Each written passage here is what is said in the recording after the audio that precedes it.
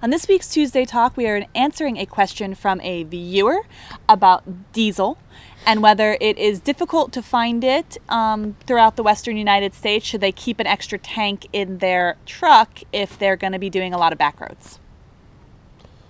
We don't keep extra diesel, and we've never even come close to running out. No.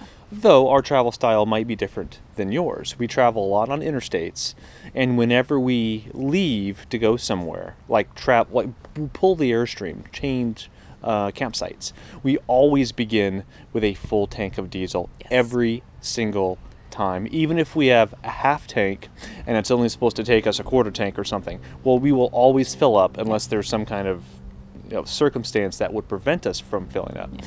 We always, I guess, caution on more diesel rather than less, so it's never really been an issue for us. I think I can count on one hand the number of times we've actually filled up with the Airstream attached. That was mostly during our trip up to Oregon to get our solar a long time ago. And then very occasionally when we do like 2 travel days in a row, we will, as long as we know the gas station and we've seen it already, we'll take the Airstream with us. Otherwise, we'll unhitch, we will go get diesel fuel, we'll come back, and the next day we'll hitch up and go, because it's just easier for us to make sure we have a full tank and not have to worry about the Airstream in some of these random gas stations. We use GasBuddy to find our diesel fuel. You can set your GasBuddy app to find different kinds of fuel, and that way we can find the cheapest diesel wherever we are. And sometimes we'll drive a little bit to find cheaper diesel because it can be worth it when our tank is as big as it is. Yeah, a full tank could cost us $100. Yeah. Sometimes more depending on the cost. Yeah. But we have like around 35 gallons of diesel that we have to fill up with. So do the math, that adds up quick. Yeah. So if there is a cheaper gas station, within reason, yeah, we will opt for that one.